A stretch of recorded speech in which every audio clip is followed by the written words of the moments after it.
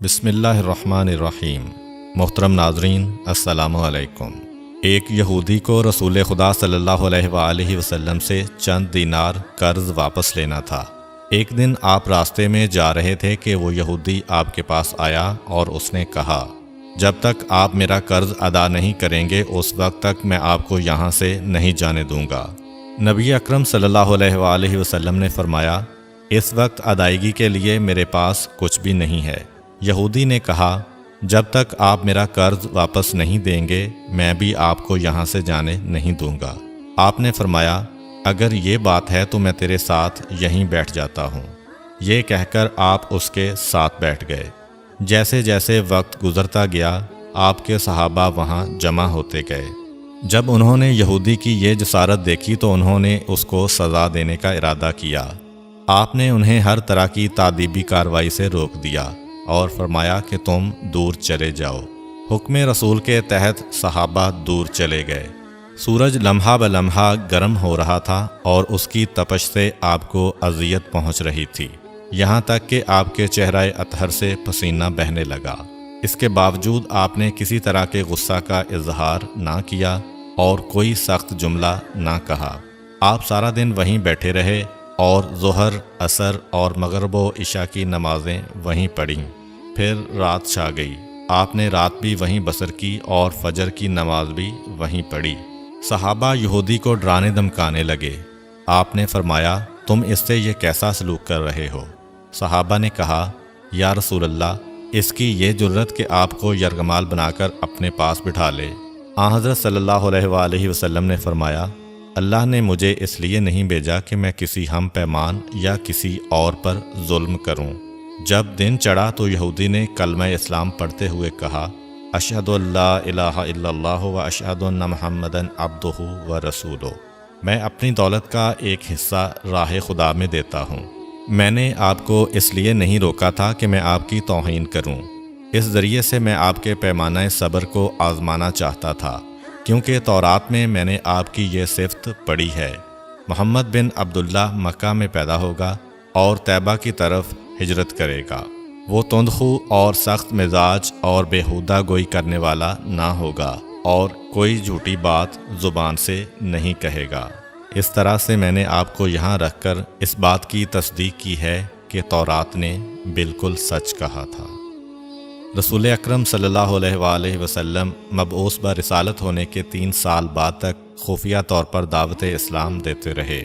اس کے بعد اللہ تعالیٰ نے آپ کو حکم دیا کہ آپ کھل کر اللہ کا پیغام پہنچائیں اور لوگوں کو خدا کی طرف دعوت دیں۔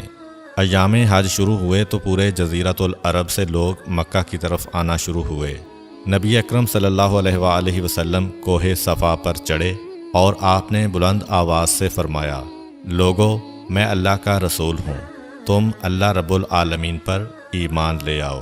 لوگ آپ کی طرف متوجہ ہوئے اور انہوں نے تعجب سے یہ اعلان سنا اور سب کی خواہش ہوئی کہ وہ اعلان کرنے والے کو دیکھیں۔ پھر آپ صفا سے اتر کر مروہ آئے اور وہاں پر بھی آپ نے 3 بار یہی اعلان کیا۔ جب ابو جہل نے آن حضرت صلی اللہ علیہ وآلہ وسلم کا یہ اعلان سنا تو اسے سخت غصہ آیا۔ اس نے زمین سے ایک پتھر اٹھا کر آپ کی پیشانی پر مارا، جس سے آپ کی پیشانی زخمی ہو گئی، خون بہنے لگا اور آپ کا پورا چہرہ لہو لہان ہو گیا۔ اس کے بعد تمام مشرکین آپ کو پتھر مارنے لگے۔ نبی اکرم صلی اللہ علیہ وآلہ وسلم مجبور ہو کر کوہ ابو قبیس پر چڑھ گئے اور ایک چٹان کے پیچھے جا کر چھپ گئے۔ مشرکین نے بھی آپ کا تعاقب کیا لیکن آپ انہیں کہیں دکھائی نہ دیے۔ ناکام و نامراد ہو کر انہیں واپس آنا پڑا۔